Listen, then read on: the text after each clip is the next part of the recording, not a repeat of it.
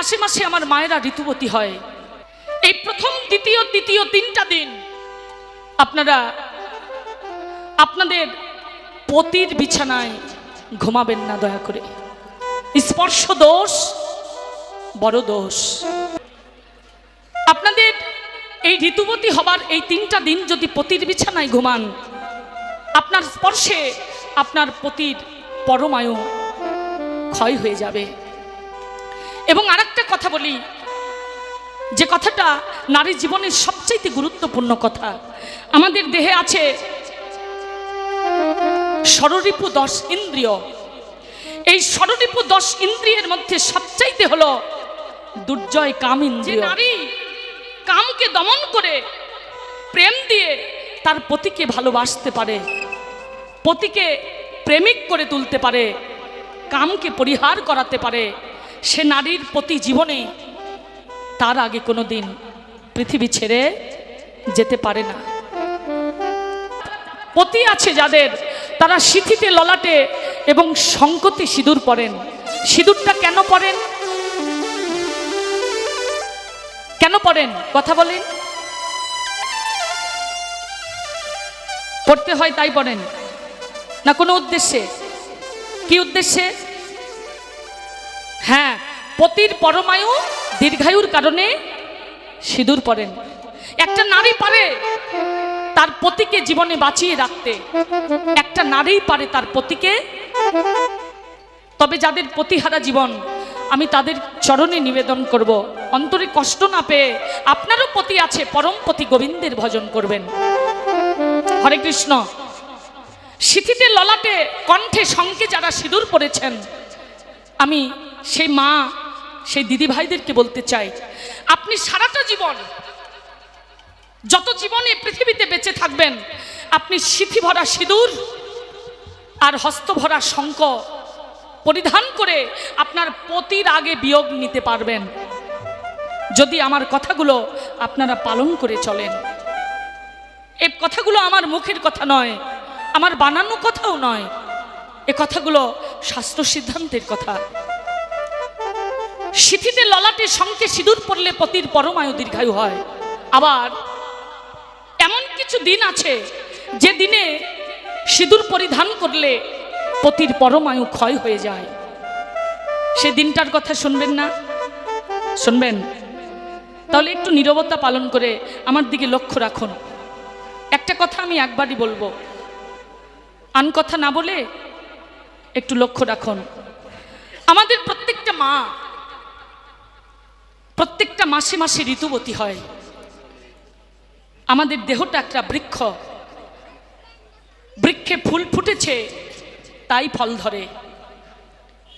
যে মা ঋতুবতী হতে পারে না, সে মা সন্তানও ধারণ করতে পারে না। ফুল ফোটে না তাই ফল আসে না। তদ্রূপ প্রত্যেকটা মাসে মাসে আমার মায়েরা ঋতুবতী হয়। প্রথম দ্বিতীয় তৃতীয় 3টা দিন পূর্বজন্মের অভিশাপের কারণে নারী দেহটা অসুচ থাকে। ভগবানের কর্ম, ভগবত কর্ম ওই 3টা দিন করা যায় না, দেহটা অপবিত্র থাকে, অসুচ থাকে, গোবিন্দের মন্দিরে প্রবেশ করা যায় না। এবং তোমার অঙ্গের ছায়া তুলসী বৃক্ষেও যেন না পড়ে। বিন্দেজি আছে না বাড়িতে, ওই বিন্দেজিতেও যেন তোমার অঙ্গ ছায়াটা না পড়ে। এই 3টা দিন, প্রথম দ্বিতীয় তৃতীয় 3টা দিন সিথিতে ললাটে কণ্ঠে শঙ্কে সিঁদুরটা পরবেন না। এই 3টা দিন সিঁদুর পরিধান করবেন না। এবং এই প্রথম দ্বিতীয় তৃতীয় 3টা দিন আপনারা আপনাদের পতির বিছানায় ঘুমাবেন না দয়া করে। স্পর্শ দোষ বড় দোষ। আপনার এই 3টা দিন যখন অতিবাহিত হলো, আপনি গঙ্গা স্নান করে শুদ্ধ বস্ত্রটা পরে আপনার দেহটা শুদ্ধ করলেন। আপনি এই 3 দিন পর আবার সিথিতে ললাটে শঙ্কতে সিঁদুর পরা ধরলেন, সিঁদুর পরবেন। এবং আর একটা কথা বলি, আপনাদের এই ঋতুবতী হবার এই 3টা দিন যদি পতির বিছানায় ঘুমান, আপনার স্পর্শে আপনার পতির পরমায়ু ক্ষয় হয়ে যাবে।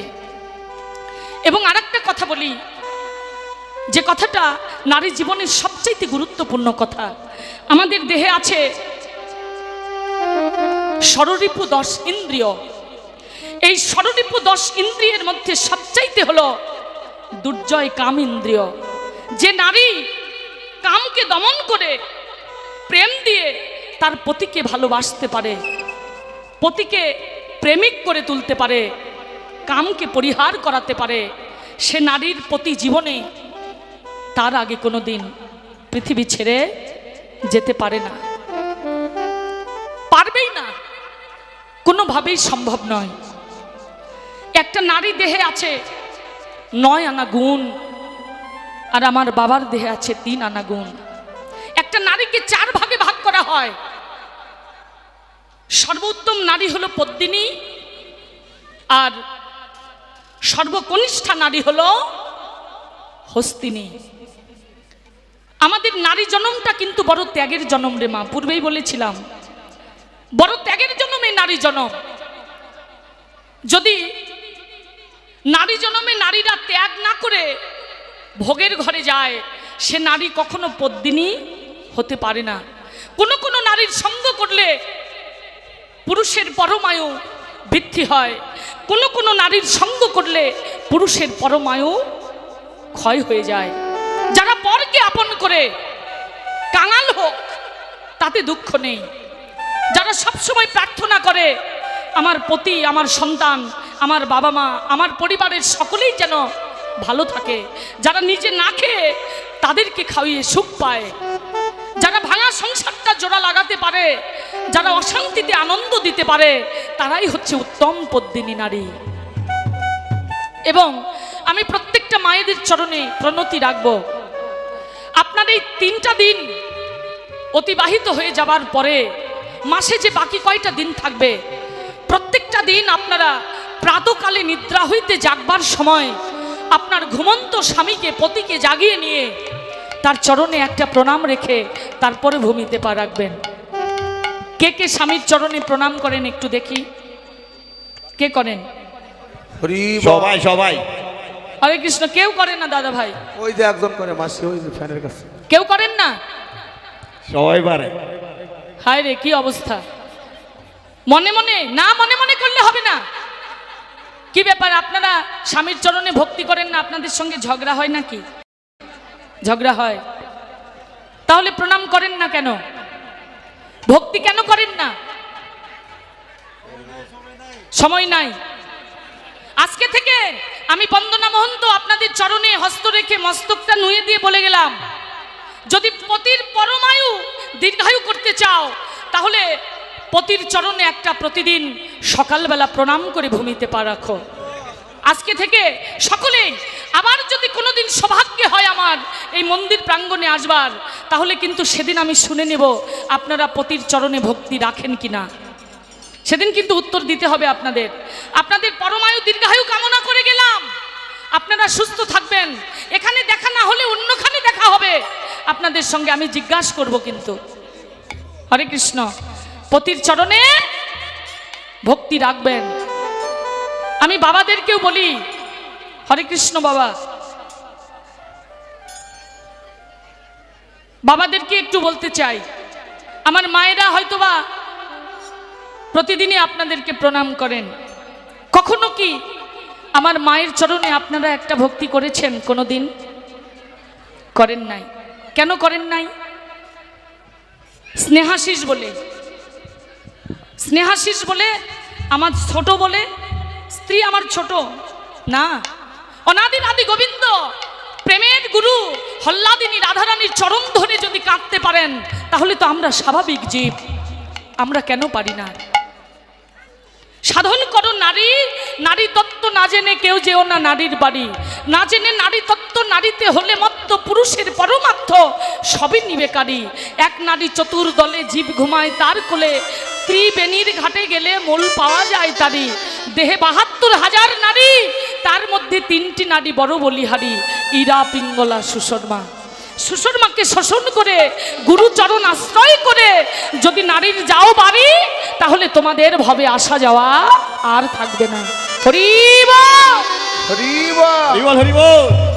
গল্পটা একটু বলি, যেটা আমার মায়েদের অন্তরে আঘাত লাগবার কথা নয়, কারণ আপনাদের জন্য এই কথাটা নয়, যারা এই কাজটা করে তাদের জন্য। কীর্তনে গেছি আমি, কোথায় সেটা বলবো না। এক জায়গায় কীর্তনে গিয়ে সভাপতি দাদা নতুন একখানা বাড়ি করেছেন, একটা বিল্ডিং বাড়ি, টাইলস দিয়ে সুন্দর করে সাজানো।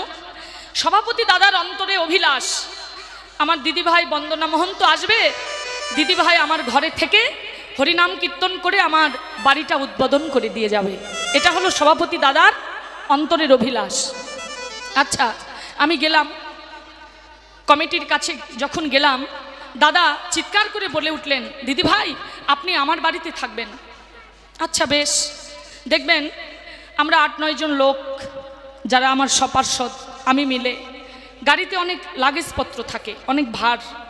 আমরা অনেক দিনের জন্য বের হই, 1 মাস, 15 দিন, 20 দিন, 22 দিন। তো সেই ভারী লাগেজপত্রগুলো নিয়ে ওই সভাপতি দাদার বাড়িতে গেলাম। দাদা আঙ্গিনা থেকেই চিৎকার করে বলছে, বাহির থেকে, দেখো না গো কে এসেছে, আমার দিদিভাই এসেছে, তাড়া করে দরজাটা খুলে দাও। বৌদিমণি বলে উঠলেন, কে এসেছে? বলে কীর্তনিয়া দিদি এসেছে, আমাদের ঘরে থাকবে। বলে না না না, হবে না, হবে না, হবে না, আমার কত আত্মীয় স্বজন এসেছে, আমার নতুন বাড়ি, এ বাড়িতে আমি বাহিরের লোক থাকতে দিব না। দাদার অন্তরটা কমল, কিন্তু আমার দিদিভাইয়ের কথাটা কেমন হলো?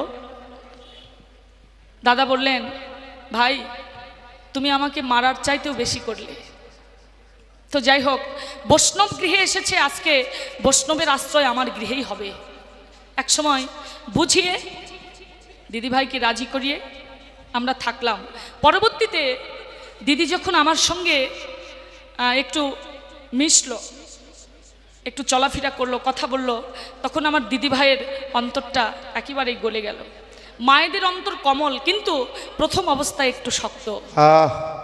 এই যেটাটা যদি মায়েরা জিততো, বাবারা হারতো, মায়েরা এত সহজে বলতো না যে আমরা বাবাদেরকে সঙ্গে নিব, বলতেন? বলতেন না? স্বীকার করছেন? হরে কৃষ্ণ। তো যাই হোক, এ কথা শুনে আপনারা কষ্ট পায়েন না, আপনারা এরকম নয়। আসলে আমরা 1-2 দিনের জন্য আপনাদের দ্বারে এসে দাঁড়াই। আপনাদের ছায়া তলে আমরা আশ্রয় না পেলে আমরা কোথায় দাঁড়াবো বলেন? আপনাদের মতো তো আমাদেরও মা ছিল, ভাই বোন আছে, হয়তোবা আপনাদের 2 তলা, 5 তলা, 10 তলা আছে, আমাদের তো একটা ভাঙা ঘর আছে। তো সেই ভাঙা ঘরে থাকবার মতো সৌভাগ্য হয় না। এমন একটা কর্ম শিখেছি, এমন একটা পথে এসে দাঁড়িয়েছি, ভক্ত সঙ্গ না করলেও ভালো লাগে না, কীর্তন না করলেও ভালো লাগে না। হয়তো কীর্তন না করলে চাকরি করতাম কিংবা অন্য কোনো কর্ম করতাম, জীবিকা নির্বাহ হতো, কিন্তু কৃষ্ণ নাম শিখে যেন আর ভক্ত সঙ্গ ছাড়া বাড়িতে ভালোই লাগে না। এজন্য প্রত্যেকটা মাদেরকে বলবো, আমরা হলো 2 দিনের অতিথি। আপনাদের ছায়াতলে এসে যখন দাঁড়ায়, আপনার স্বামী কিংবা আপনার বাবা আপনার বাড়িতে আমাদেরকে আশ্রয় দিলে আপনারাও একটু আশ্রয় দেবেন, এটা আপনাদের চরণে আমার মিনতি রইল। হরে কৃষ্ণ। 1-2 দিন পরে আমরা তো চলেই যাব, বলুন? আপনার ঘরটা, আপনার বিল্ডিংটা, আপনার দালানটা ওইভাবেই থেকে যাবে। তো যাই হোক, আমরা বৈষ্ণব হতে পারিনি, কিন্তু কৃষ্ণ কথা তো একটু বলি। হরে কৃষ্ণ। যাই হোক, তো রাধে রাধে। সকলেই মিলে আমরা একসঙ্গে বৃন্দাবনে যাব। সবাই মিলে বলো, বলো রাধে রাধে নাম, চলো বৃন্দাবন ধাম। বলো রাধে রাধে নাম, চলো বৃন্দাবন ধাম। আরে বলো রাধে রাধে নাম, চলো বৃন্দাবন ধাম। বলো রাধে রাধে নাম, চলো বৃন্দাবন ধাম। রাধা রানী কি জয়। রাধা রানী কি জয়। রাধা রানী কি জয়। হরে কৃষ্ণ।